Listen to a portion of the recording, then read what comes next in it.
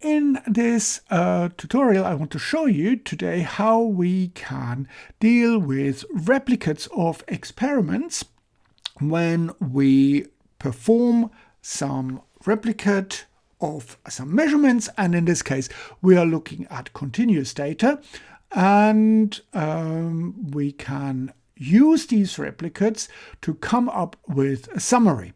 So, for example, we measure in 3 replicates the concentration of a biomarker in, say, nanogram per milliliter, and for replicate number 1 we measure a mean of 20 nanograms per milliliter. Replicate number 2 gives us 22, and replicate number 3 gives us 21 nanogram per milliliter. And now we see they are all pretty close together. So probably these 3 experiments, these 3 replicates, come from the same sample. And we also calculate the standard deviation and the standard error. In this case, it would be the standard error of the mean. We see that we've got slightly different standard errors. We could, if we wanted, we could calculate the confidence intervals. If we know the number of observations that we have per each replicate, then we can do the confidence intervals. Or we just simply say we go with a normal distribution and assume that they are normal distributed. So here is our Excel file, and we want to know now what is the combined mean for these replicates. And of course, we could just simply take the average of this, and it would give us a roughly 21 nanogram per milliliter. But we want to do it a little bit more upmarket in a way, and we want to calculate weighted means, and that becomes important when the standard errors are quite different. So how can we do that? We can do that by hand, or we can use a really nice free software called JASP. So in order to use that, we need to save this file as a comma separated variable file, as a CSV file, and I've done that. And we then can go to JASP. So here is the welcome page of JASP, and we just simply load up the saved file.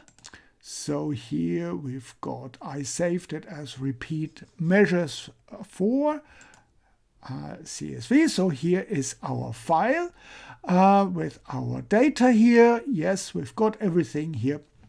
And what we can do now is we can let JASP analyze these data, these replicate data, and calculate the overall mean from these replicates, and also a confidence interval. And to do that, we go to the meta-analysis tool pack, like this one here. We go to just simply the classical meta-analysis, and it opens up with a window here. We basically have to look at the effect size, and the effect size, that is really our mean in this case. So that's the mean. We want the standard error, that is the standard error here. And for our study labels, we just simply take this for the study labels. So we've got everything. We need to make sure that we've got the mean. We probably need to change this. And we need to go back to the data, and we say this one we want as a scale data. So okay, now we've got it right, and we have this here. So they are all scales, and here this is our experiment study label.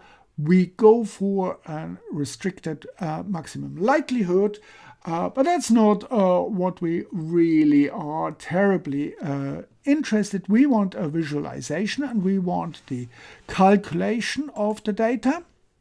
So we go to statistics. We want to see a forest plot for our visualization, and hopefully it will show us this forest plot. And here are basically the data that we just have inputted. So we've got the replicate 1, 2, 3. We've got the confidence, 95% confidence intervals here.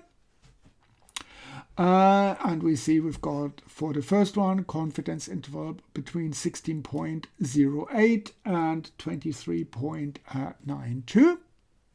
And we take into consideration that we've got different weightings for these replicates according to their standard errors.